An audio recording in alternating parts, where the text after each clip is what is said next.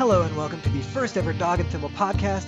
I'm your host, Hilary Goldstein. We are going to jump into the show in just a second, but I wanted to give a quick thank you to everybody out there who decided to listen to the show. I hope you like it. I hope you subscribe to it on iTunes. Our mission is to bring you better, funnier, more entertaining coverage of board games, and if you'd like to support us, please visit patreon.com/dogandthimble. Every dollar helps. Today on Dog and Thimble, we have a really great show. We're going to be looking at The End of the World. This is an RPG from Fantasy Flight Games about facing the zombie apocalypse with your best friends. And we're going to take a look at Dead of Winter and Betrayal at House on the Hill. It is a grudge match for the ages of two classic survival horror board games. Which one is going to come out on top? This is our first podcast, and we did run into a couple of technical issues. Now, I've normalized the audio as best as I can, and I thank you for your patience. We definitely will do better the next time. Now, please enjoy the show. Hey, and welcome to the first ever inaugural, one and only, the last one ever probably also, Dog and Thimble podcast. I am your host, Hilary Goldstein. Next to me, Jason Schofield. Hello. Tom Parkin. Hey, everyone. So since this is our first ever podcast, I thought maybe we should introduce ourselves. But introducing yourself is kind of boring, so I thought it'd be way more interesting if we had to introduce each other. So, I'm going to introduce Tom. Tom is a lawyer, so we like to call him the rules lawyer, even though he doesn't actually... No one calls me that. I'm calling it that now. His gavel of truth comes down on board game sessions all the time. Does it? Well, if it doesn't, it does now. Jason, why don't you... Also introduce Tom. Everyone just introduces Tom. We'll gradually get to everyone else. Yeah, why don't you go ahead and give us a rundown of Tom? Let's see here. My first introduction with Tom here, after knowing he's a lawyer, was playing Dead of Winter and killing his character because I got turned into a zombie. So that was my first time meeting Tom. I screwed him over in a board game.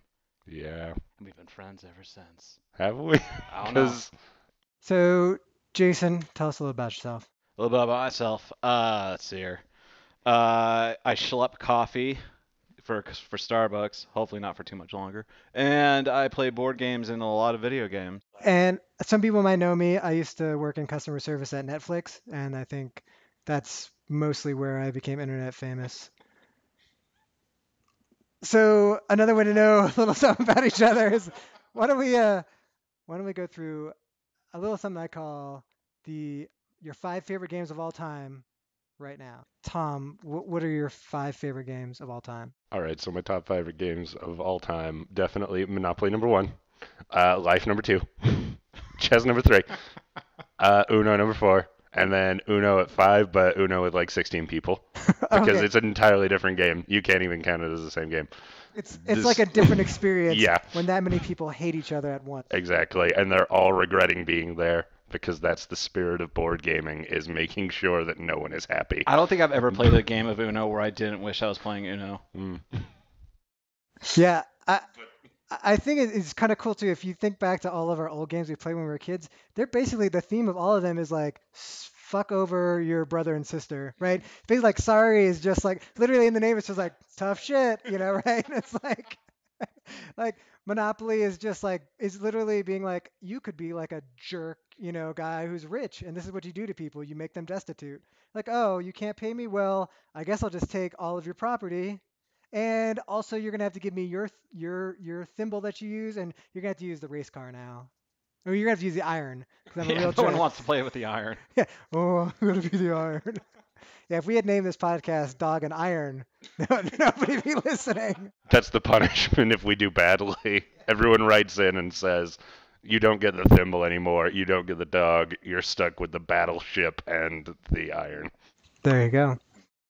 But no, seriously, top 5 favorite games, in no particular order. Tales of the Arabian. Wait. I thought you pretty much laid it down. Yeah, it was pretty much everything Milton Bradley ever did. Oh, yeah. I can't believe Ouija boards. Oh, because it's not a game. No, that's a real life way to communicate with the dead that has never Well, failed depending on the anyone. portals you open, it could be a game for your soul. Mm-hmm. All right, so your top 5 games. Yeah, top 5 games. So, Tales of the Arabian Nights, Smash Up, Once Upon a Time, Suburbia, and probably King of New York, King of Tokyo. All right. Cool. Jason, what about you? Top five games. I'm going to go with, in no particular order, of course, Splendor. Really dig that game. Magic the Gathering. I've been a big fan of. I did not know that. Yeah, I used to be a hardcore Magic the Gathering player, but I got a little sick of it after I saw, like, everyone was like, we're only going to play this set now. And I was like, well, I don't want to spend that money. So, Magic the Gathering. I also really dig Betrayal. I really, really like that game. Um, Clue, actually. I really, really enjoy Clue. Clue. Yeah. Okay. After you gave Tom so much shit. I know. It's kind of it's. I've played so many games of Clue. Would you say that the movie enhanced your enjoyment of Clue? Yes. Do you now when you play Clue, do you imagine the actors as the little pieces? Yeah.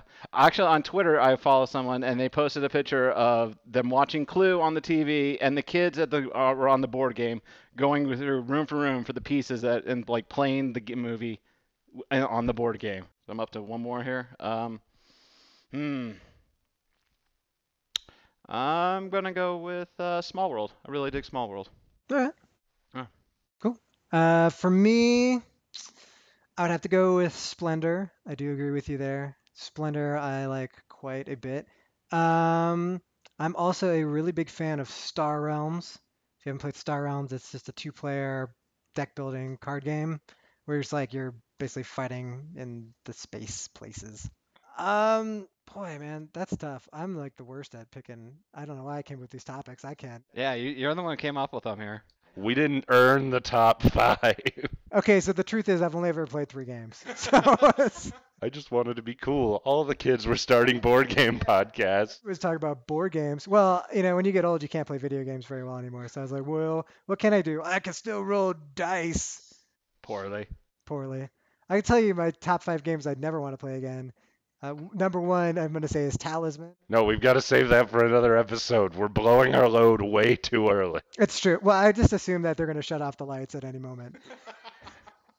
Like a truck's just going to literally back through the wall. Guys are going to come out. They're just going to take, like, literally, somebody's just going to pick up Jason in his seat and just carry him out. Mr. Starbuck is taking him back. It's just, you must go back. Howie Schultz has found me out. I guess I'll see it as like the 5 games that if I could only play, if I had to play 5 games in a row right now. So Splendor, whatever the other one was, what I said. Star Realms. Even I know what you just said. Clearly one of your five favorite. Okay, I think Legendary Aliens right now. That game's so hard, but I find it really fun. Probably Love Letter. Especially because I upgraded it with like really fancy looking plastic hearts that I got for like $1 on Amazon. So now it's like you're really fighting for hearts instead of these dumb little cubes. And I think actually probably Arcadia Quest. I might be saying that because in our currently suspended campaign, we have 2 scenarios left to go, and I am guaranteed there's nobody can possibly beat me. And so I'm really enjoying that game in my complete totality of victory.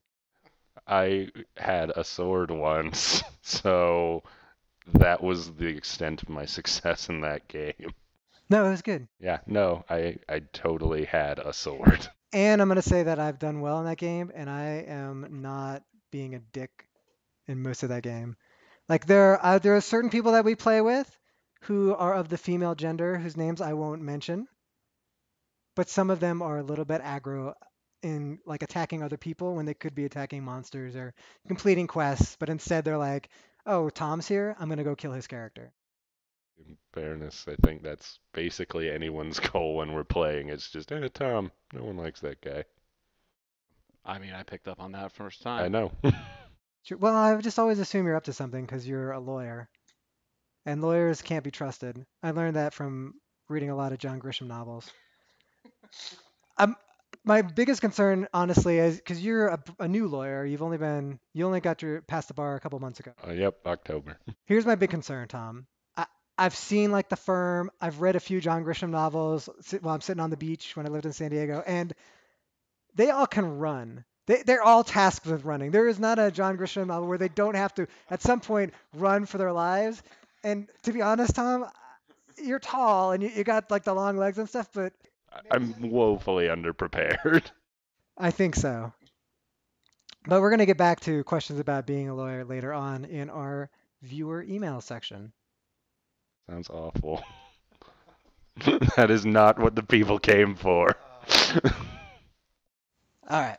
So we've talked about here's what we want, or here's what we like to play, our favorite games. But let's talk about what games we are playing right now. So not just your favorite games, but what have you been playing in the last like week or so? Well, we played a game of Yeah. Dead of Winter last week, And Betrayal, yeah. and for the first time ever, I had a Dead of Winter game where somebody was a betrayer. Who was that? Me? What, did I get the Betrayer card on that one? I think I did. And you played it so amazingly slyly. So if you've never played Dead of Winter, basically it's a 5-player co-op survival game, and you for every player that you have, you basically deal two, you pull out two, objective cards for them, and then out of all of those, you just take one betrayer card and mix it in. So if you have 5 people, it's like a 1 in 11 chance that a betrayer is going to get dealt. So in all, I've played probably like 6 or 7 games, and I've never had a betrayer. And you were the betrayer. And honestly, until you flip the card over at the very end, because we lost, our morale went to. So basically, you're trying to survive the winter. There are zombies everywhere, and morale is constantly going down. And you have some sort of objective. And I don't remember what our objective was, our main goal was, but uh, it was something that we couldn't achieve. Oh, it was put up barricades. We had to put Yeah, up. we had to put barricades up all around our place. Like we had to have 10 barricades at our shelter and at least 2 at every location. I think so. Yeah. And but our morale, basically your morale goes down when other characters die. Like you get shitty cards that come up that will lower your morale if you can't meet these side objectives that come up every round. If you can't And feed everyone at the colony. if the colony gets full of dirt and grossness and everybody, they get all depressed because they live in a sty. And honestly, I could not tell that you were screwing us over until our morale hit 0, and it was like we all lost. And Jason said, Well, you guys all lost, but I won. flips over his card, says he's a betrayer, which his goal is basically. Like it was the cult betrayer card. So I had to have like 2 extra survivors than everybody else, and then I had to basically drop morale down to 0. But it was really easy. Yeah, it was. But I was surprised at how easy it was because my drawing characters were so like I could not have been more perfect. Like I had one character that could put up barricades for free, and then I had another character that could fish for survivors at locations. So I had the fireman, so he could like pull 4 cards, and if I found a survivor on it, I automatically got to take that card and throw out a new survivor. So I had like 6 survivors that game, something like that. And so survivors at your colony, basically every 2 cost you food, and most survivors that you gain from these kind of cards, they add a kind of helpless survivor who costs you food but isn't an actual character. They can't Yeah, help you in don't any. play with them. It's just an extra mouth to feed. And so, Jason basically had this huge cast of survivors, which added a bunch of mouths to feed, and none of us picked up on the idea like, oh, he's actually slowly starving us and forcing us to spend all of our time trying to feed this huge colony. Food was never a problem though. We had a chef that was just constantly putting the food out there, at least once a turn. The thing is, what killed us is the fact that we were just counting on him to put up barricades, and he did it as slowly as possible. Well, I didn't even so much do it as slowly as possible. I made sure I always put a barricade up every turn, just throw you guys off that I was helping. Meanwhile, fireman over here is bringing in more mouths to feed and just accruing my cult even higher. I don't even think, honestly, if I got the betrayer card in Dead of Winter, as soon as I looked at it, I probably would immediately give it away. I'd probably be like, ooh, because most of the cards you get, the personal objectives are just dumb, right? It'll be things like you have to win the colony has to win the main objective, and then it's like, and you have to have like 2 extra food cards in your hand, or you need a gun equipped to every survivor that you have as a follower. Or you can't have taken any wounds, or you can only have one survivor. Yeah, I had one that was like, I just want my books. So I had to go find blueprints, and I was like, that was it? So, if I got the betrayer, I would probably look at that card longer than I ever look at any other card because I'd be like, what do I need to do? Which most of the time I'm like, we're gonna lose anyway, so who cares about my personal objective? It's so hard to win that game to begin with. But the betrayer, I probably would be too obvious. The lawyer, though. I can't lie. Really? I'm bad at it. I don't know if I want you representing me in my Yeah. future criminal lawsuits. No, you definitely do. I'm very cheap. You been playing anything, Tom, besides Dead Yeah, Winter? yeah. I actually played a Kickstarter that we received some time back, but never actually gotten around to playing. It's called Cluster Fight. Yeah, so it's somewhat similar to the Cards Against Humanity, Apples to Apples vein of games, where it's, you know, here's a small situation, play down a card. It's different though in that in this, instead of just filling in blanks or doing word association like you do in those games, it comes down to pitting fictional characters against each other and then arguing your case for why they are superior in a given situation or fight. So, in one instance yesterday, we had the Harlem Globetrotters against Optimus Prime, Laura Croft, and Mulan in a spelling bee. Wait, who won? The Harlem Globetrotters, because there's like 16 of them. Oh, okay. I would have gone with Optimus Prime because that's who I fielded. But Fair enough. We also played another Kickstarter game that you got, Brewcrafters, the other week. That's a very heavy Euro game where it comes with, I want to say, 40,000 little pieces. yeah, it took me a solid 30 to 45 minutes just to punch out all the cardboard bits. And I think it took about 4 hours for us to set it up and figure out how to actually play it. It didn't take us that long. It took us about 2 hours. We spent an hour eating and an hour doing absolutely nothing of value. I think I'd like to think that everything I do is of value, Tom, because I'm an important person. I don't know if you heard, but I used to work at Netflix customer service. So That is how you're internet famous. I do important things like make sure that Bruce Campbell got his B movies that he rented on time. Yeah, so I'm important. Got it. Everything I do matters. But the game, I think, when you lay it out, looks like the most complicated, and it looks like it's not going to be any fun at all.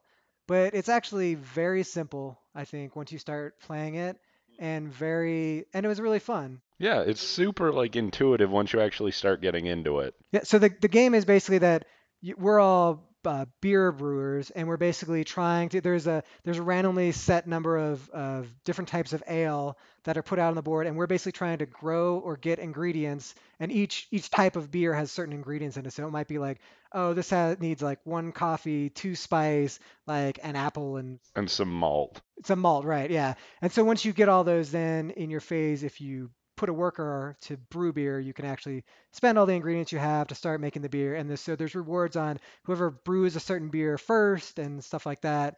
And yeah, I thought it was actually a pretty cool game. It did seem like maybe it could use about 30% less of all of the fiddly parts and still be good. Yeah, that was I think its major problem was it's intimidating to look at, and I think that suffers from the same problem as Agricola and other worker placement games, in that it's just got a lot of like cards and pieces that it doesn't specifically spell out in the rules exactly where you're supposed to put them or where they go or how they should be arranged so that it looks as simple as the gameplay actually is once you get into it.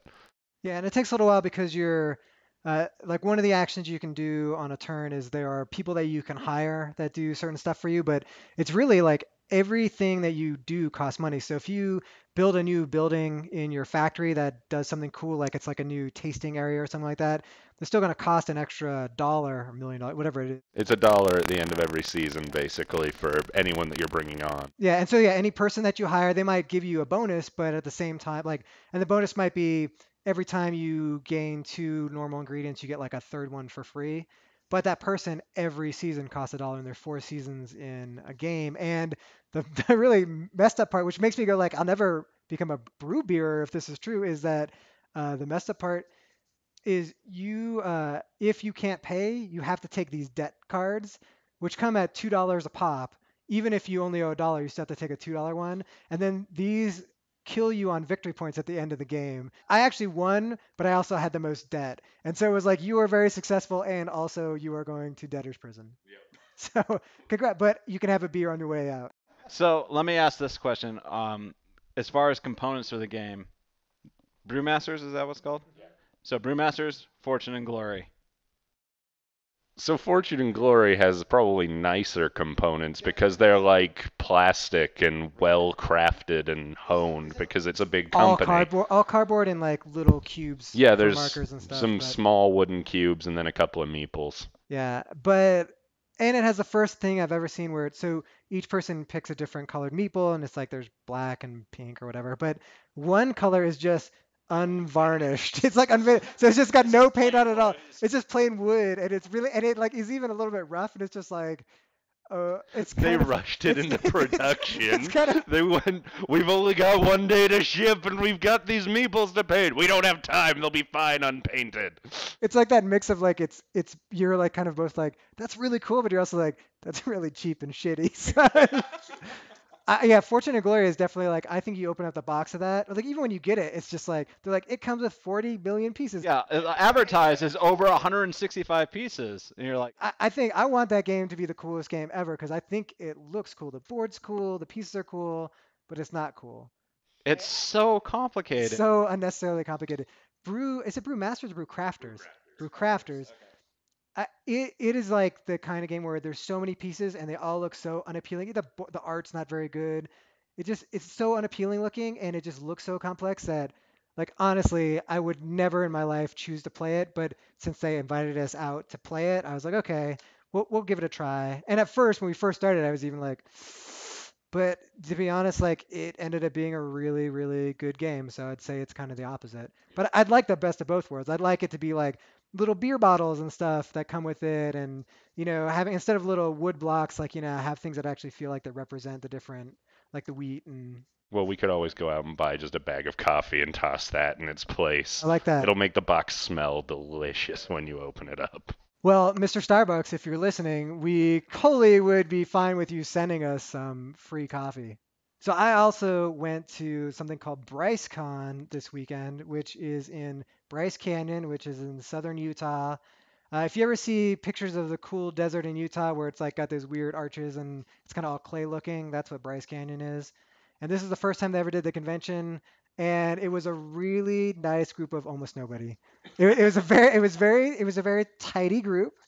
But I got to play some games I haven't played before. So I played. Have you ever played Cubist? I Heard of think it. I have actually. Is Yeah, it's a game where it's like everybody's trying to build parts of this master museum. Yeah, I have played that one actually. And you're doing it with dice and then there's one master museum and you're basically doing it by stacking dice but it'll kind of show you okay it's got to kind of be like an L shape with a little arm on it and then there's these three spires that are 3 dice tall and it'll kind of have a number so it shows you and then where you stack dice has to be of the same number so it's like 3 5s on top of each other and then the adjacent dice have to either be the same number or a number one above or below it. So if you had a 5, next to it could be another 5 or a 6 or a 4. And you're also all building these community little masterpieces and you're trying to compete with each other to finish those because each masterpiece you finish of art like gives you a certain die number that you get to put into the big masterwork building.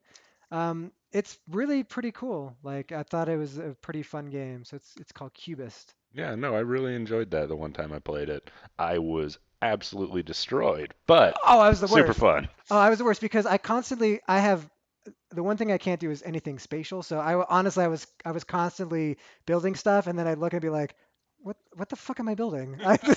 I'm like building a snake and it's like and it's just like a thing that goes straight up and I'm like I don't understand. I can't read this. Nailed it. You wanted a 5-story tall The worst part is pile of the dice. person who was teaching us. She kept always looking at the master build, and she'd be like, because you get points at the end for how many dice you have in the master building, right? And she'll be like, it's like, oh, I have 3, Laura has 4, Hilary has 1. Like, I know I have 1. I know. I can see I have 1. That's the extent of what I can count to, but I have one. I have 1. I have 5 fingers, but I'll show you 1. And that's why I got thrown out of BrezCon. So we talked about what we've been playing recently. What about games that you want to be playing? So these don't have to be games that aren't out yet. They can just be games that you know about that you've been wanting to play that you've never played. And I'm gonna just start off with, I'm super excited to play XCOM. Yeah. And Fantasy Flight has changed the release date on their site to be February 28th. So next week, XCOM is going to be coming out. I'm super jazzed for that. Wait, February or January? January. Okay. Did I say February? Yeah, you said February. Well, what don't ever correct me. I'm never wrong, Jason. I'm never. Podcast. Look, We're here to say, yes, Mr. Goldstein, you look beautiful today, and then sit quietly while he tells us the story of how he got herpes. My bad. My bad. there's an order. There's a reason why there's this order. Dog, thimble, and. You want to graduate to an actual object, okay? You got to be acting a little bit more respectfully. I'll take the ampersand. That's fine. So, Jason, what game are you wanting to play? I am actually gonna throw out XCOM. They announced this game what, it was like about a year ago, wasn't it? Yeah, it's been a while. And every time I've always been asked, like, every time I ask, like, when is this game coming out? The answer is always soon, soon. And I'm just like, all right. Like I've played the XCOM games since I was a kid on my 486 computer. Like I love that series, and then when I heard like an analog half analog, half digital version of this game is coming out, like I was like, I want to play that. Absolutely. So Yeah, I think what's cool about the game is that I know some people have been like, having an app is not what a board game's about. But the reality is that a lot of the things that are annoying about board games is all of the fiddly elements where it's like, oh, we got to keep track of this and that and the other thing. life trackers and all We that. we have to act for the enemies and all this kind of stuff, which always sucks. And the app does all of that for you. How about you, Tom? What have you been wanting to play? So, it's been sitting on my shelf for the better part of a year now, and I have yet to break it out due almost exclusively to just time restrictions and getting people to sit down for it, is Twilight Imperium. Oh, that's like a very long game. It is super long, but I want to play it so much. I want to go to there. Well, it's one of those games where it's like you take the board game night. It's like, hey, we can play all these other games, or we could commit to 6 hours in this game. 6 hours is a very Yeah, generous 6 hours is estimate. being very generous. That is we're setting aside a whole board game day. We'll be here for like a solid 24 hours. Do you want to play every game we own or Twilight Imperium?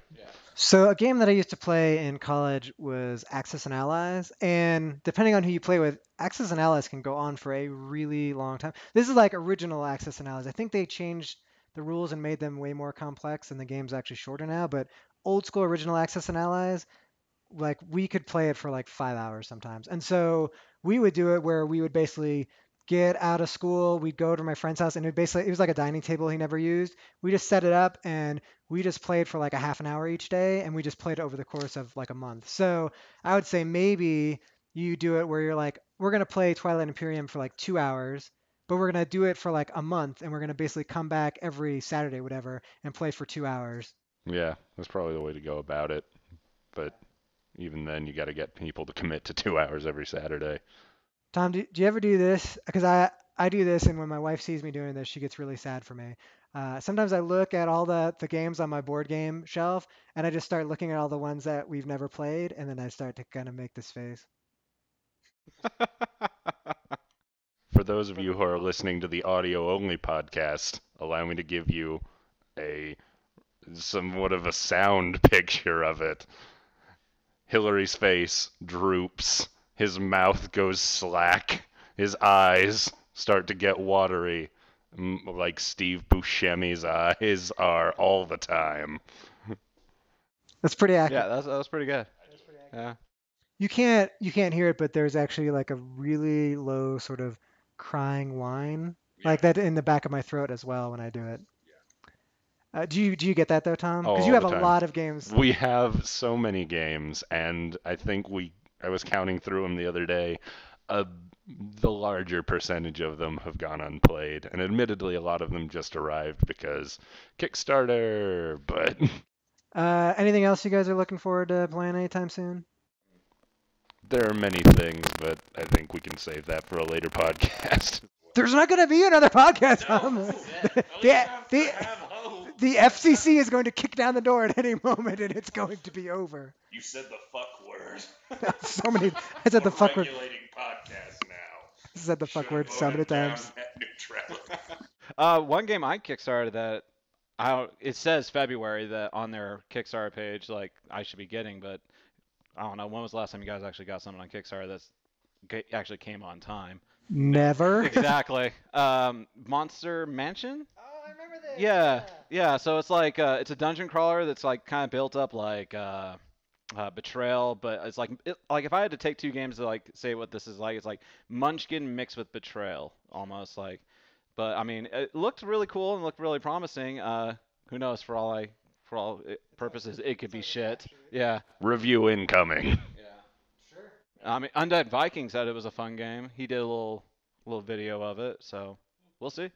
So here's our cool thing of the week. The coolest thing that we're going to talk about is a game, an RPG, board game podcast talking about RPGs from Fantasy Flight Games called End of the World Zombie Apocalypse. So because I know how to celebrate the new year, I basically threw a party where I said, come over to my house for New Year's Eve. There's going to be a zombie apocalypse, and you're all probably going to die. And then when it hits midnight, we'll all celebrate that we could never survive if there was actually a zombie outbreak. And Tom and his woman were good enough to come over along with a couple other people. Jason was eaten by zombies before he even got there. I was invited, but due to circumstances I have no control over, my girlfriend, she wanted to stay in for New Year's. We had a busy holidays, and she felt like we wanted one night where we just kind of stay to ourselves and watch a really, really shitty movie that I wish we never watched. Into the Woods. I don't recommend it. Oh, that movie was so terrible. I didn't like that movie at all. Yeah. But End of the World is awesome. I think this might be my favorite RPG I've played in a long, long time. Like the idea is that you basically have invited your friends over to play a game, and then there's a zombie outbreak, and so your characters you create are yourselves. With inventory, instead of going through a list and picking things out, it's just whatever you happen to bring and have in your pockets. To the point of saying like, how much cell phone battery do you have left? How much gas did you have in your car? Like, what can you grab from our house in 2 minutes? Like we have a gun that doesn't have bullets. I guess you could grab that. We have kitchen knives, obviously. We were right by the kitchen, stuff like that. But I thought the character creation part and alone it's really simple, but it's fun. It's that there are 3 different traits, right? So there's physical, mental, and social. And then each of those has an offensive and a defensive skill. And you give yourself points from 1 to 5 in each one. You have a total of 10 points to spend. And then you let your friends destroy your self-image or surprisingly build you up. Yeah, everybody votes, and so basically you'll be like, Tom, give us your physical stats, and he'll tell us what he gave himself, and then everybody votes in secret by putting, like, basically there are positive and negative dice in the game. They're just 6-sided dice of like they're 2 different colors, and you basically put in either one positive if you think he underrated himself, a negative if you think he overrated himself, or one of each if you think he got it right on, right? And then as the game master, I basically open it up and I start counting them. And it is, for some people, they'll be like, whoa, like, I think didn't you get your physical skill boost or something? I got every skill boosted in everything. So the moral of the story there is you gotta believe in yourself, Tom. Yeah, come on. But my favorite, but then there are ones where it's like, okay, so our friend Adam came, and honestly, Adam is, he basically looks like Bruce Wayne when he takes his shirt off. Like, I've seen him at a water park. He has like an 8-pack. He is like ripped. He is a tiny dude, but he is ripped, right? So everybody's like, no, your physical skills are underrated because you're the only person who could actually do anything physical in our entire group. You can climb a mountain and leave the zombies behind, right? But then when it came to his social skills, except for Tom, it was a unanimous vote of negative, and Tom gave it just the evens, and like his face really did like just kind of fall for a second. It was kind of like, because it's that whole thing of like, you give yourself average social ratings. Nah, because honestly, I think if people were like, you're not as physically fit as you think you are, I can live with that. But it is when you are like in a social setting and your friends are going like, you're not as sociable as you think you are. You're not as interesting or friendly or charismatic. We had an extra seats, and so we invited you. No, we love Adam, but it was really funny. And it did, I think it did sting him a little bit. In fairness, I think the reason that he got downvoted especially hard was the fact that he'd previously gone ahead and dropped a negative dice on someone else's, wasn't it their mental? So it was just, it had to be you.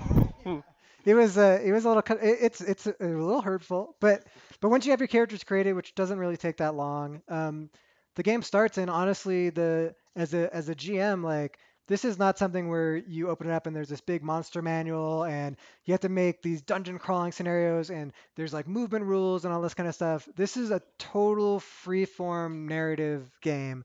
So they give you five different scenarios, which is if you think about zombie movies, it's like there are some zombie movies where it's like the zombies move fast, or sometimes the disease spreads because it's just anybody who's dead comes back, and sometimes it's you have to be bitten to come back, and sometimes it's zombies. There's just no room left in hell is one of the scenarios, right? So it's just all the dead from the past are coming back and coming after people, and so you get rules, general rules for each scenario on how that would work, how the zombie disease spreads. Sometimes there are different rules for killing the zombies based on that, and then they give you some really basic stuff like if people go to a house, here's some ideas for encounters that they could come in with. Like the people in the house have boarded it up and they don't want anybody else in, but they have a bunch of food, like stuff like that, or there's a zombie hiding in the bathroom, whatever. It's really general stuff, and they give stat blocks for a few different type of zombies, but the stat blocks are basically like the stat ratings are between 1 and 5, so there's hardly any variance in that. And then sometimes they'll have like special abilities, like so in ours it was anything that had died comes back, which is that there was like rabid dogs, There zombie was zombie dogs, horses as well. That was zombie horses freaked the shit out of everybody. Well, it's something you don't normally see because like animals are like you don't go there in the zombie movies. And so it was, and in the book, it really is specific in the scenario. They're like if you think about it, there are probably way more dead animals buried around you than there are dead people. And so they're like, the first encounter should almost always be some kind of animal. And I made it freaky where it's like, my wife got bit and she was washing her hand. And so in this scenario, the players don't know this, but a bite doesn't transfer. It's just any way that you die. If you're dead, you're gonna come back, right? So she's washing off her hand, and I'm like, I got to get these guys out of the house. And so I just have zombie cockroaches coming up by the hundreds out of the drain pipes, which is like a freaky thing to think about. And they're running and stuff, and then they're driving away, and it's like these two undead horses are coming after them, and they're chasing down the car. yeah, it was like, I mean, you could tell like it was very intense. Like it came to the point where when we first started out, I was like, you hear like a dog barking and a man knocking at the door screaming, And and then somebody realizing that we hadn't locked the door in real before we'd life. started the evening. So then I was like, all right, he's just gonna open the door, right? And then they went to, Adam's work, and it was like they had found a way that they could be holed up in there for a while. So I sent like zombie pigeons like crashing into the windows and stuff, and the cleaning ladies came because they wanted to clear out all the food, and they had a gun, so they held them up. And but the worst part of the whole night, which I think proves that Adam's dropping in the social was deserved, is is that they come up, they're coming up into the office from the stairwell. There's a man there, and he's got blood, and he's holding his guts, and everybody's basically arguing about shouldn't we kill him, should we kill him? And Adam has been holding this chair or this table that he took from my house, and Because it had pointed edges, and I believe his words when he picked it up were, that would be perfect to just ram through a zombie or through someone. yeah. It's got the points. We can take someone down with that. And so he's like everybody's arguing, and it kind of feels like people maybe are gonna hurt this guy or something, or just leave him or whatever. And Adam just goes like, "I'm sorry," and he pushes everybody back. And my thought was like, "Oh, Adam's gonna check on this guy, and he's gonna say we can't hurt this guy." But no, Adam takes the chair and drives it through the guy's skull He didn't check the severity of the wound or anything. It was just the way it had been described is there's blood coming through the fingers and he's holding a wound, but And he's Oh, pale, dead. and he's pale, and he's weak, and so Adam just kills him. And so there, even though it's freeform, there are dice rules. So this is a dice pool style game. So if you ever played like the Cortex system, which they have for like Firefly, and there was a Marvel game with it, this is the same type of style where you basically take positive dice based on either your skills, your features that you have, or things that are going for you in the environment. Like, for example, this guy can't defend himself, right? You build up a positive dice pool, and then there's a negative dice pool that starts with how difficult it is, and then there can be other factors like so people have negative traits. So mine might be that I care about people, which would mean killing somebody would be extra hard. So I might take one or even two extra dice for that. You roll those dice, and then if any negative dice match a positive dice, they basically cancel each other out. Then if you have any positive dice left that are equal to or lower than that stat point that you made, so like if Tom's dexterity was a 3 and he had something that was he had one remaining positive dice, but it was a 4, he would still fail. But if it was a 2, it would be a success, right? And any negative dice you have adds stress. So there's not technically real damage. It's like all damage is just adding stress and adds stress either physical, social, or mental. And so I made Adam roll just for like the mentally because it was like, yeah, he could easily kill the guy, but it's like you're like killing a helpless, defenseless guy. But Adam totally aced that. It just and I was like, I think I was horrified the rest of the game. I was just like, this is horrible. This is the horrible thing that's happened. And We learned too much about our friends. but honestly, like the whole time I was playing, I was like, man, this could actually be an awesome campaign. Like you could even just play it if you were just somewhere different. Just even playing the same campaign with the same people, but it's like we're in a cabin in the woods or we're at a game convention or whatever we're in New York City, like all of it just instantly changes. You just have to everybody has to be really flexible and open to just kind of rolling with the punches, right? Like me, I had nothing planned. I mean, I just kept coming up with shit. And it's just it's so rules light that it's really easy to do. And it was I don't know, Tom, I thought it was super fun. I thought it was great.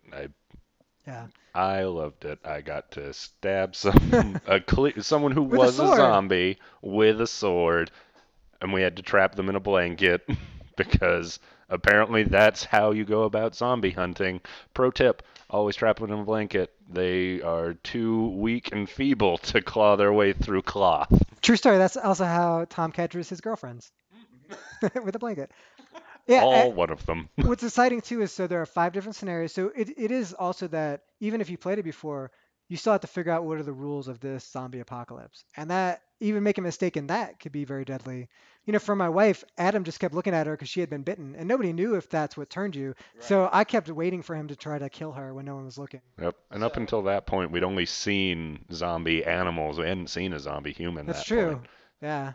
So let me ask this. So basically, you knew the rules of the scenario, Mhm. and then everyone else doesn't know. Like, so they had no idea that a bite doesn't transfer the infection. Exactly. No, Like my guess the whole time was that it only affected animals because we hadn't seen a 'Cause it zombie was human until nonstop right at dead the very animals. end. And the reason why I picked that scenario to run is because that one was very specific about animals coming back. And to me, you just you don't I've never seen a zombie movie where it starts off and it's just a bunch of zombie animals. And I just thought that would totally unnerve people to begin with, right? It's not just some dudes because they hear it starts with a guy knocking on the door and I think they probably assume like, oh, this guy's probably about to die or he's a zombie already. But then it's like dogs and then it's like cockroaches and then it's horses and it's like birds flying into the windows and all kinds and like to me And I was like cats. There were a lot of cats cats, like actually. cats like stalking them and stuff. Like I think that's way more intense in some ways than and I think you bring in your own preconceived notions of zombies. So I think everybody goes like, oh, take off the head, and that is how you kill them in this. Take the head, destroy the brain. But there are other elements that are not, and there's no end game. It's not like okay, we got to go find the cure and the reason, and we're gonna stop it. This is Walking Dead style. This is we just have to survive. Like if you did a campaign of this, so the one thing they do is they have a basic scenario like what we ran, which is just try to survive the night. But if you survive long enough, they have rules for a post-apocalypse. So it's basically what happens like 3 years have passed. Now, like there's kind of a government and stuff. Like what is humanity like? And so they have some different rules for what it's like to exist in that. And the way they make the game is that I think it is like Walking Dead, where the people I think that you deal with are probably going to be more dangerous than the zombies in most scenarios, right? Or it's like DayZ too, a little bit, right? The game DayZ. So I thought it was super cool. And what's best is that they are doing 3 more of these. One is like Elder God type stuff. One is machines, and one is Aliens. alien Yeah, invasion. I'm actually really excited. I think more so for those three. Well, less so the Elder Gods because that's such a prevalent theme already, but just because it's something new, I think I'm more interested to see how they do robots and aliens. I agree. It's super cool. I can't wait to play the next I would very much like to play this game and actually be a part of it. one. Maybe you will. All right. So our topic of the week is this is where we take different kind of ideas, but the easiest one is always to just compare two games. So I thought two games that definitely Jason and I play kind of almost every time we're around Oh each other. yeah, every time. It's like, well, what game do we want to play next? Well, we could play Betrayal. Yeah. So we play Betrayal and Dead of Winter most of the times that we were together. And so I thought this is a good example of, so these are two games that are very similar, just in that they're co-op survival games that one may or may not have a betrayer. One always is going to have a betrayer, but you don't know who it's going to be. Even they wouldn't know until the game gets Actually, to that that's not point. accurate. There are scenarios in Betrayal that don't have betrayers. Yeah, So I have played one where I haven't had a Betrayer. it was less interesting Yeah, that it way, was though. actually, yeah. So, but the idea is still that they're both horror genres and stuff. So I thought they're similar enough that it'd be interesting to compare them, especially if you're thinking, well, if I can only get one, because I think Betrayal is more available now than it was recently. Yeah, I just And, went through another reprint run. yeah, so now it's like if you could pick one, you can only get one. Which one should you get? I thought that was a good question to ask. So maybe first we should actually run down just really briefly like what these two games are. So why don't you explain what Betrayal is? Because it's like your baby. Well, it's the one that actually got me into more mainstream board games nowadays too. So Betrayal is kind of basically it's like you're all a bunch of people hanging out in a forest and you come across a house. And then so you go decide to go into the house and then you just explore the house. You find out you're more into like a B movie horror scenario. So as you progress through the house, you find items, you find omens, you find events that happen, like some things will be like you hear a child's laughter in this room, and then you see footprints run up to you and then disappear when they get to you. And then you have to roll dice to see how you react to that type of situation. More often, it's always bad, but sometimes there are positive boosters to it, like your stats will go up to it and all that. And then you find omens, which are like mythical objects that are inside the house that also will spark what could potentially become what they call the haunt, which is basically the betrayal reveal.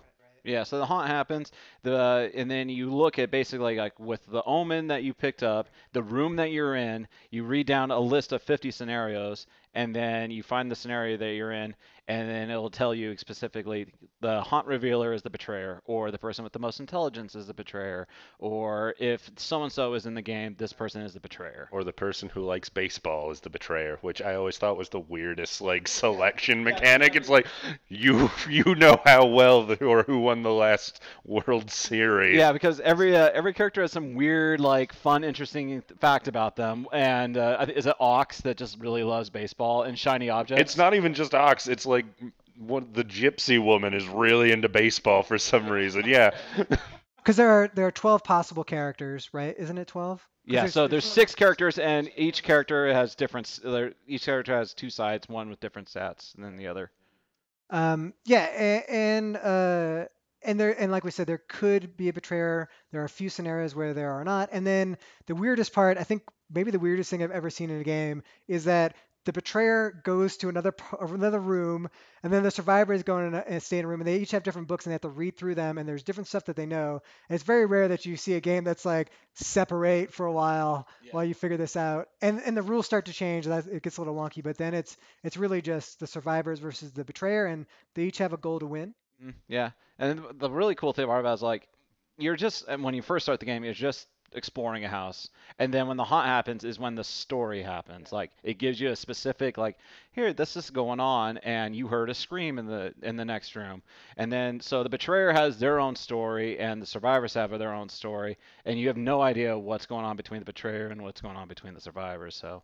So, Tom, why don't you just give a rundown of Dead of Winter? You've played a few times. All right. So Dead of Winter is similar in the regard that you are playing survivors inside of a compound. You're in a small town. There's like I think 8 locations that you can go to outside of your own little compound.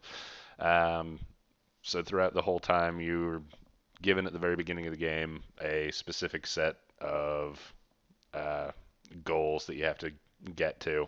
So for each of your characters, you're going to have an individual goal, and then there's going to be an overarching goal for all the survivors to be happy and enjoy their time with the zombies. Having a Mai Tai, and Kick back, go to the beach. but it has its own narrative component to it. Exactly. And the mechanism that they use to convey the narrative aspect is called the crossroads mechanic, or I guess just a crossroads series of games at this point since they're releasing more of them. But basically, the person to, I think it's your right, will draw a card at the beginning of your turn, and if at any point during your turn a certain little action occurs or Or someone's may in the not game occurs. or doesn't occur, Yeah, so it could be something like if you move a character from like from the compound, the colony to another location, then stop them and this happens. Or it could be if this character is not in play on the board, then it's this going to do happens. this. Yeah, So it's these little vignettes that give you choices. So either everyone in the mostly bad. mostly bad, everyone in the colony will have to vote yes or no on an option, or sometimes it'll just be you picking one thing that you Sometimes there's no like. option. Sometimes it's just what did you learn? Nothing. And then you have to just go with it and hope for the best. So other than that, I'm trying to think of what else there is in that game. So we talked about it a little bit before, right? There's a morale Okay. track. There's each scenario will have a certain number of rounds you have to complete, and basically gets one turn in a round. And there's a morale track that gets set. The maximum is 10. We have never played a scenario where we have 10 rounds. You can't. Yeah, I've never seen one with. I think the really long one. If you play it on hard, there's one that because so each scenario has an easy version and then like a hard version, Right. and I believe there's like and then they're graded on short, medium, and long time. I believe the one that's long. There's one that's long, and if you make it long and hard, then if you make it long and hard, it'll go for 10 rounds, kids. So don't forget to tell your parents what you learned on this podcast. That's dogandthimble.com. So, uh, but yeah, and there may or may not be a betrayer, like we said before. It's a slim chance, but it can happen. And it's really more that there's a lot of secrecy because each person gets a secret objective, which is if you're not a betrayer, it's going to be the colony main objective has to be one, and you have some little side objective, which are like honestly dumb. Yeah, Like most of them are terrible. Like I had one where it was like you need to actually have like a wound on every character. So towards the end of the game, if you think you're gonna win, then you have to start acting weird and trying to get your guys wounded or trying to like hoard food, and it's meant to create this sense of like, oh, Jason's acting weird, so I think he's a betrayer, but in truth, he's just trying to win for himself. Right. But it just seems dumb to like that's the one part of the game that I don't like it. Well, it's if you think about it, like every single time I've played this game, I've always just forgotten about my secret objective. Right, yeah. Like, because it's like It's so you hard have, to win. it is like you have crisis moments going on every single round where you have to like a crisis comes up, like a blizzard hits the colony and you need junk. Yeah. So that means you have to go outside of the compound to go find junk to supply to the crisis to fix your compound. Because if you don't, then morale goes down. Or if you succeed in more junk than you need, morale will go up. So it's a way of like keeping the game going longer. So you have that going on. You have to feed the colony. You have your secret objective, and then on the same time, like you have the main objective going on. It's just so much happening all at once. More than likely, you're forgetting about your secret objective every time. And also, I think the one imbalance of the game is that I like the last game that we played. I basically you start with two survivors. I had one die. I never found another survivor the whole time I was searching. Jason, using his powers and his evilness, he had six Yeah, survivors at the like something end. like six survivors And towards the end. and basically you get one. So you get action dice that determine what you can do, and you get one action dice plus one for each survivor you have. So I have two actions I can do on my turn. Meanwhile, Jason's got seven actions he can do on his Right. turn. So he's basically doing stuff, and I'm basically sitting there, and it's easier for me to go, well, I got to worry about this and that. But for Jason, having to deal with what seven different characters are doing, and it like that, it takes up a lot of mind power too. Right. So yeah, that's the one part that I don't love. But so now that we kind of have a general idea of what these two games are, I mean, maybe let's compare them. Like what? So let's talk first about the components because I know which one wins here without a question. For sure. So Dead of Winter comes with really, really awesome. Like there must be 40 to 50 characters or something like that in the game. all have great art. They're cardboard standees, but they look Right. nice. There's a bunch of zombie standees. Has really cool custom dice. The board pieces, I think the art is just beautiful in the game. The crossroad cards are really well written, and they like you can see people's faces when they're listening in, and they're really engaging, right? They are. I mean, we had a crossroads where it was like we found a baby in an alleyway. It was like total dumpster baby scenario, and then we find the mother, and then the situation was, well, do we keep the baby and get rid of the mom, or do we keep the mom and keep the baby? So they didn't have it where you could get rid of the baby. It was going to be one mouth Yeah. that you had to feed, but you could choose to take in the mom, and you got no bonus. We got no bonus from it. It was just like, how do you feel? Do you want to just kick out? And we did. We're like, screw you, mom. Yeah. We take the initial morale hit and call it a day. I remember too, like when you first started reading that card and it was about the baby. Before we even got to the choice, your girlfriend Sandra is like, you cannot kill the baby. You dare kill the baby. We couldn't, but another card technically killed the baby. But yeah, and then let's talk about Betrayal's components. Which, like, you have life trackers and stat trackers that completely just fall off the cardboard. The only way to make them fit is to like lace it with some tape inside. It's funny, yeah. I've gone on to Board Game Geek and just to see what other people have done and make it so their freaking stat trackers will stay on the cardboard. Everyone's like, "Oh, just take a little bit of glue and just put it on the outside track of your cardboard characters." I'm like, I don't want to put glue on my fucking board game. Yeah. It's pretty ridiculous, and pretty much everything about it just is kind of jank. Like the little characters look kind of jank. Like I guess the cards are okay, but even like the tracker for like the Omen tracker just kind of look like they could have done everything could have been much better produced. Right? Yeah, well, it's funny. It's like you can totally tell, like in this board game, where their concentration went into. The room tiles are really thick cardboard. They're great. The character cardboard is really great. You actually have plastic miniatures that are colored and painted. Like they look great. It's just the tokens and everything else just kind of. And that's the other, yeah. And it comes with a slew of randomly numbered and tiled tokens that But are let's like. be honest, you don't end up using them for their intended purpose. You just kind of go, I've got 12 of. Well, I guess this one's supposed to be a snakehead, but it says mystical stairway. The mystical stairway is a snakehead now. Everyone okay with that? Yeah, we're all fine. Cool. Yeah, because basically you get I want to say like maybe a half dozen different types of tokens, and they're just like these little crappy cardboard tokens, and it'll be like it have a big S on it, and then there'll be like a snake head on some, and there's some that are supposed to represent zombies, and then you'll get among these 50 scenarios where it's like they ask you to use like use these for tokens, and it has no representation to what it's supposed to be, and at that point it's like why not just make just generic? These are just generic monster tokens.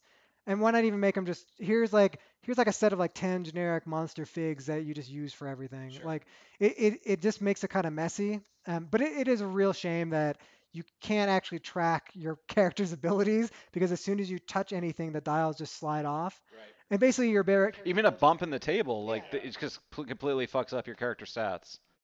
I will say this though, Wizards of the Coast is really great about replacing components to the point where my copy was missing one of the character figures, and we had a duplicate of another. We sent them a little message that just said, "Oh, hey, we're missing this one guy. Can you send it to us?" They sent us every component in the game, so we basically have a second copy of the whole game. Yeah.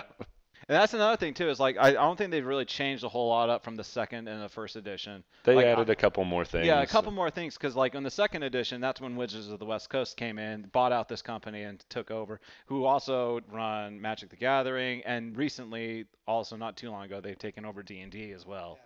So I mean, hopefully for a third edition, they actually kind of step up the plate here and. My favorite thing is to just make the betrayer go upstairs and then leave them there for a really long time.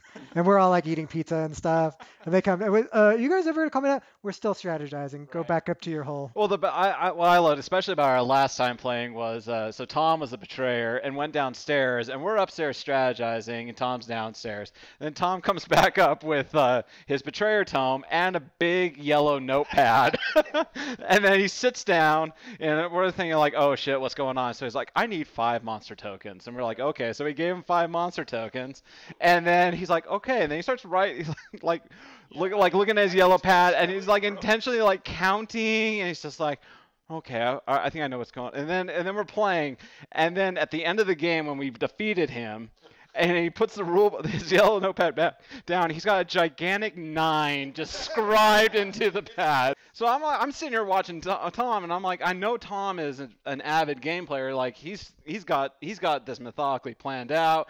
He's got notes that he's written down. No, it's just a huge fucking 9. Just how many windows he's got to go. Okay, so we've bagged a little bit on Betrayal, but now I just want to talk about some of the reasons why we play it so much is that's how great a game it is when it has that many problems. Like basically, it's trying to make you hate the game with the problems that it has. But it's so great in that okay, the two things that I love the most are one, exploration. They're not enough games I think where you're exploring. Yeah. Like just the fact that it's that constant wonder of like what's going to be the next room that I pull up, I think is really fascinating. Yeah, well, it's not your like typical type of board game, like where it's a board game is like here's your board, like, and it never changes. It's always the same every time you unfold your board. Whereas this game is you go to a next room and you just take a random stack of tiles that are just the rooms in the house, and you have no idea which room's going to come up. So it's like you play the tile down. It's like, oh, okay, it's this room. And there's rooms you just dread coming up. You're like, oh fuck, I hope it's not the tower, or I hope it's not the what is that room? The broken room with the hole that takes you immediately down to the basement, which nobody ever wants to be in the fucking basement in Betrayal. I really actually wanted to be in the basement last game, and then it turned out to be the worst thing ever. So, Yeah, it's pretty cool. I think that discovery and then the other part is that you never know when. Well, one, you never know what the hunt's going to be, right? But you also never know when it's going to happen because every time somebody gets an omen, you roll these dice, and then basically if the dice are lower, then is it low? Yeah, it's So however many omens are on the board, as long as it is above the at number, the haunt doesn't happen. right. And so early on, right, you have to be really bad because there are zeros on the dice, but you have to be really bad at rolling to have the haunts happen the first or second omen. And so two factors. One, people could turn over tiles for a while without even encountering an omen card. I mean, it's possible. Or it could be something where it's like there's like four omens encountered within the first like six moves, right? And then it's still when does the omen like you could still get a bad roll. The first time I ever played Betrayal, I want to say it was like the second haunt, the second omen I rolled, and I actually got the haunt to happen, which is incredibly hard to do. And so, you have to think about it. It's like there's not much of a house existing. Now you can continue to explore and grow the rooms, but it's like everything changes once. It's like it goes from like the I'm gonna kind of find new stuff to like holy shit, we have like a very specific objective or a very specific amount of time. And so the dynamic part about this game is that what the haunt is, and then when it happens can really change things. And also who the betrayer is, because I might like you, we might be playing the game and you might be like, holy shit, Hillary's gotten four awesome items. Yeah. And then you were like, man, if he becomes a betrayer and can use those items against us, we are hosed, right? And so there's a lot of that randomness actually, like a lot randomness in games isn't always good, but I feel like for betrayal, it's like that is what makes that's the sauce. That's the secret sauce in the game. Well, I mean, another thing that's really nice about It's not just ketchup and mayo, Tom. it's Thousand Island dressing. There's some pickle in there. What the fuck is Thousand Island even made up anyway? The hopes and dreams of children. Oh, okay. That's why it's so delicious. But the nice thing about Betrayal is it is so random. Like, you're guaranteed to sit down, and it's not going to be like the past times you played it. There are 50 different scenarios, and I have yet to have played the game where I have repeated a scenario. And even in the rule book, it says, like, if you get a scenario you've played before, just go one scenario down or one scenario up. Yeah, and even if you repeated it, I mean, you lose some of the novelty because part of it is you don't always know the specific goal that the betrayer is trying to do, and the betrayer doesn't always know what you need to do to stop him. So they might know that part of it, but like I said, it could be that you guys actually have a really big house before that happens, and the last time it was a really small house. Like the coolest one that I ever encountered was one where I was the betrayer, and this is the thing: the first six games I played, I was always the betrayer. It was so weird. But the freakiest one is there's two freaky ones. One is the house starts to fill with mist, and I know that freaked people out. You start putting these mist markers down throughout the house. But the other one that I got, which is definitely my favorite, was that each time I went, I got to take away a piece of the board. So basically, the house is slowly crumbling in on itself. Right. And so I have multiple victory conditions, which you pretty much can always win if you just kill off all the other characters. But I think I had that. I was trying to do something like let spirits out or something like that. And then also, I could just actually literally, because if you were on a tile that I take away, you die. Yeah. But the reason why I lost is because we actually had three really fully, like we had probably 20 tiles, maybe We more. had almost a full house. It was Like, huge. yeah. And so it everybody was high, and also the main characters, the survivors, had to do stuff in the pentagram room, which is in the basement. So I had a really huge top floor. By the time I finished the top floor, you guys had almost beaten me. Yeah. So I didn't get to fully get down there, but it was still really. It's just there's so many cool little things that they do in this game that keep you on your toes. Yeah, the scenarios are so different and they're not really at all like similar most of the time. Like I haven't played a scenario where it's like, oh, it's kind of like that last one we played, but no, it's not that case at all. And it's always fun to be like, oh, in the end, it was this guy lured us in here because he's a cannibal, Hmm. right? Or whatever, or it's, or like, I think the last one we played was right. It was like Tom was having a bad dream. Yeah, he screamed, fell asleep, and then his nightmares were coming to life. I do want to lodge my one complaint against Betrayal at House on the Hill in terms of its exploration phase. And I think it shows in the fact that when we're talking about how different it is and how like engaging the story aspect is, that we just go to the haunt. And it's always, well, the haunts are different, the haunts are great, and it's fantastic. But the exploration thing, the cards that you get, I don't think after like the third card anyone actually really reads them. They just kind of go, okay, there's a skeleton, roll dice. So you need to that just is kind of lost. So the exploring phase can be good. The only problem is the only fun that seems to come out there is just what's going to come next because none of the like omens or the flipping of cards like the events actually seem to be that meaningful. I would like to see like, and they not necessarily in like in the third edition or hell, just an expansion to like Betrayal, like more event cards, more items, more omens, because like we've played the game at least 6 or 8 times, and I feel like we're always coming up across the same events, the same omens. This is what I want. I would like a Cards Against Humanity crossover where you could just have the Cards Against Humanity expansion so that everything in it is going like everything in it is set, like the event cards are like you come across a cum guzzling Pac-Man. A bigger, blacker dick. I think that'd be good. Yeah. Okay, so let's go to Dead of Winter. So what do you like? What do you don't? What do you dislike, Tom, about Dead of Winter? I I really actually like the crossroad mechanic. I know that my big complaint earlier was the cards, and it remedies that problem so well because it does give you just a lush story to sort of dwell in, and it gives you events that you can link up together. And I think it, I think in the same way that you were saying that Betrayal is going to like try and make the you give you the tools to tell a story in the game. I feel like Dead of Winter actually does the same thing because you're linking up the events in certain ways and you're doing that heavy lifting.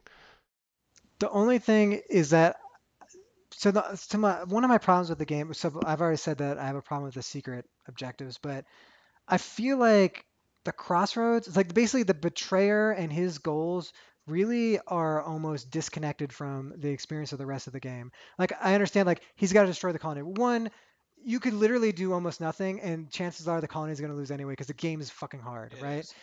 But the other thing is like there's no connection between betrayer and crossroad cards. Like the crossroad cards never have any effect on the betrayer himself. Like so I'm just saying it's like there's nothing in the game until the betrayer is exiled or revealed or does something on their own that actually has any mechanic that touches on the betrayer in any way. Or you know what I mean? It's like the crossroads cards themselves even just kind of stand out. They don't influence say the crisis that you're dealing with that round. They don't influence your overall objective. They just add more. Like it really just becomes a math problem usually in that. It's usually like if you do this, it's gonna basically cost you this but reward you this, or there's two costs, but which one how do you mitigate the damage between the two?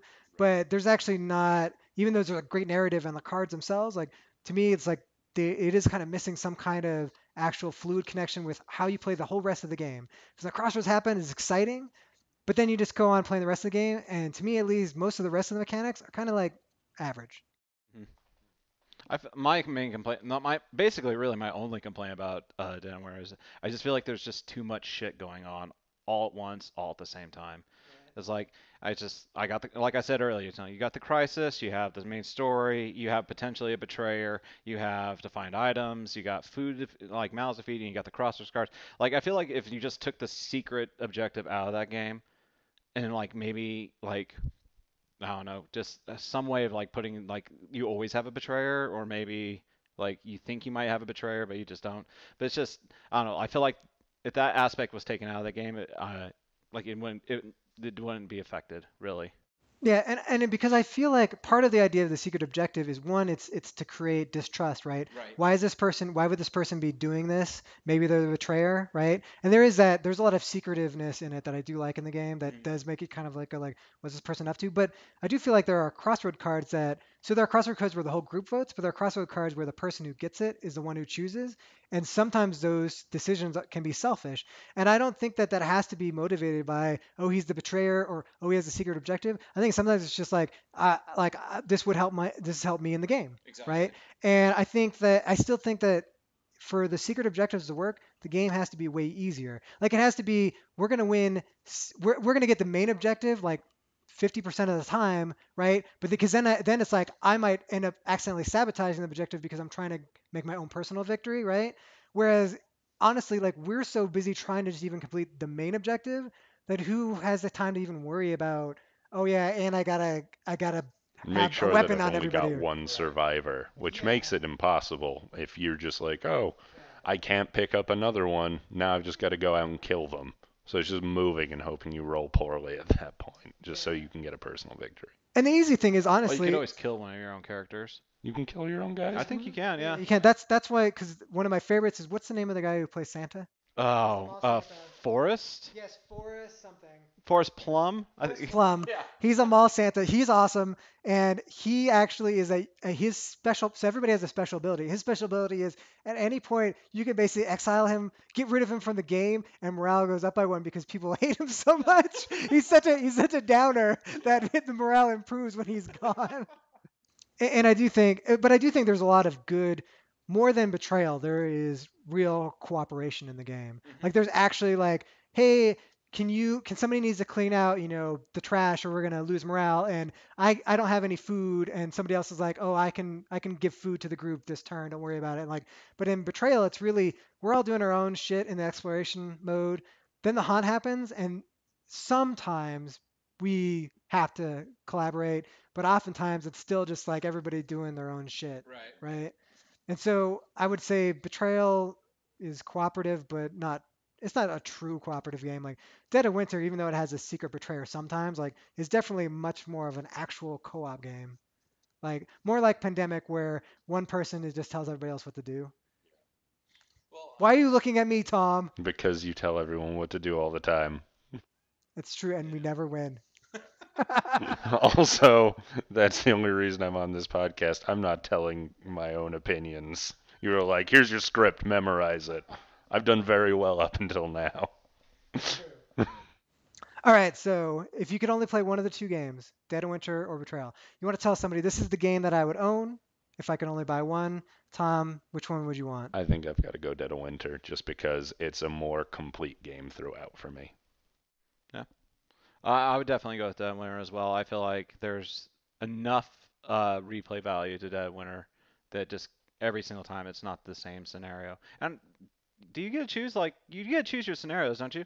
Don't you? You draw two scenarios for every player, and then No, you only randomly select the secret objectives. You actually right. choose which scenario you want to play Okay. each time. So there's a lot to get through. I mean, I think I would also have to pick Dead of Winter. I think one just to me, it's honestly inexcusable to have components that just fall off your. I mean, sometimes people have badly printed stuff, but this is literally like there's nobody who has this game where any of the clips properly fit onto their character, which is like, how does that even ship, and how does it continue to ship, right? Like to me, Exactly. I find that like an instant kill. I love the game, but that to me that's unforgivable. And Dead of Winter, I just think I think it's relies too much on the crossword cards to be exciting, but the crossword cards are amazing Right. because they tell great stories and they give really hard decisions. And And there's one card where so one character is a dog, right? The stunt dog.